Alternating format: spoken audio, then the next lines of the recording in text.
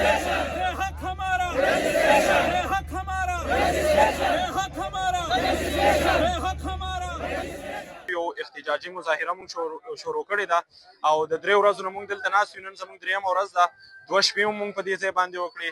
دا سټوډنټ دا فیمیل سټوډنټ زموږ سره ناست دي. دا خویندې زموږ دلته په دې روډ باندې دا ماشومان په دې ګرمۍ کې ناست وي، د شپې په یخنۍ کې ناست وي او نه دغه انتظامیه چې ده نو راغلی ده دلته زموږ تپوس یې کړی دی.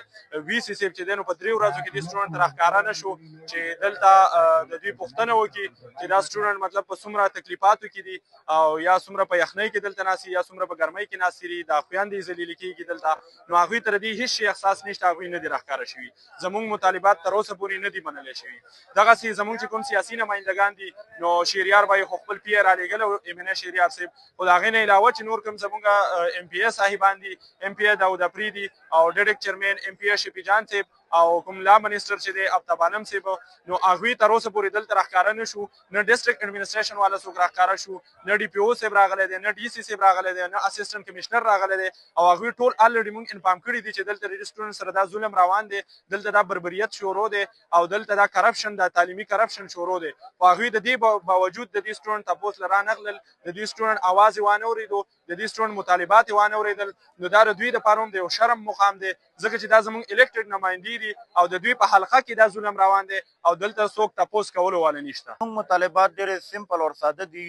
هغه مطالبات زموږ دا چې زموږ پاکستان نرسنګ کونسل سره چې دا رجسټریشن وشي، چې د دې رجسټریشن نه بغیر چې موږ ته لایسنس نه وي میلاو، زموږ هیڅ حیثیت نشته، نه په ګورنمنټ سطح باندې نه په پرایویټ سطح، نه موږ فارن کنټریز ته اپلای کوی شو.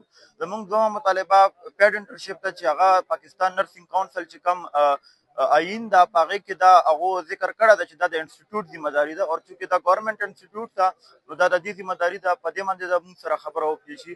او درېیمه خبره دا ده چونکې موږ اوسه پورې چې دا کانټریکټ ټیچرانو باندې یا یو ډپارټمنټ نه بل ډپارټمنټ ټیچرانو سره چې دا موږ ګزاره کړې ده او لرنینګ مو کړې ده، موږ وایو چې اوس زموږ کم دا نیو بیچز روان دي، نیو سټوډنټ دي چې موږ خو څه وشو هغه خو وشو دوی دپاره چې دا پرمننټ ټیچرز واخلي انکلوډینګ ایم ایس این.